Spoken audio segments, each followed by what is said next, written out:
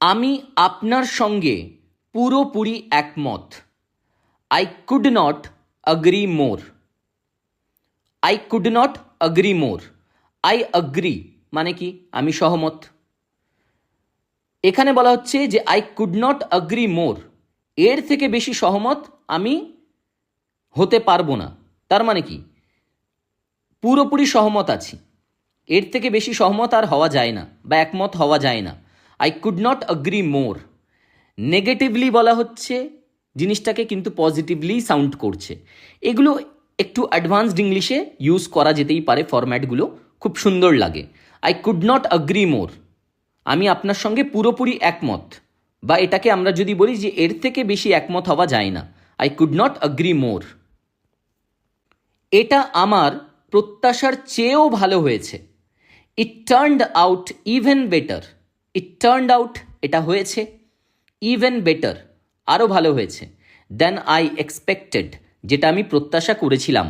It turned out even better than I expected. আপনি কি একটু বিস্তারিতভাবে বলতে পারবেন? পোলাইটলি প্রশ্ন করা হচ্ছে। Could you explain that? Could you explain that, আপনি কি দয়া করে বিষয়টা এক্সপ্লেন করবেন, ব্যাখ্যা করবেন? In a little more detail. A little মানে কি? আ লিটল মানে হচ্ছে যে ততটাই যতটা কিনা যথেষ্ট হয়ে যাবে। In a little more detail, আর একটু বিস্তারিতভাবে। আপনি কি বোঝাতে চাইছেন? What exactly do you mean? Do you mean, আপনি কি বোঝাতে চাইছেন? What exactly do you mean. আমরা বলি হোয়াট ডু ইউ মিন, আপনি কি বোঝাতে চাইছেন?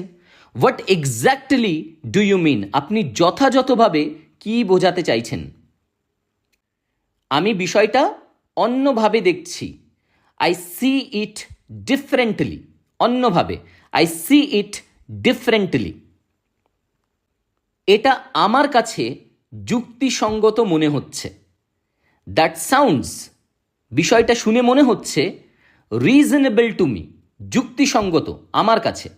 That sounds reasonable to me. আপনি যদি আপত্তি না করেন, আমি একটা পরামর্শ দিতে চাই। ইফ ইউ ডোন্ট মাইন্ড, আপনি যদি মনে না করেন, আপত্তি না করেন, if you don't mind, I would like, আমি পছন্দ করব, টু মেক আ সাজেশন, একটা পরামর্শ দিতে। If you don't mind, I would like to make a suggestion. আপনি যদি আপত্তি না করেন, আমি একটা পরামর্শ দিতে চাই। আমি চাই, আই উড লাইক, আমি চাই।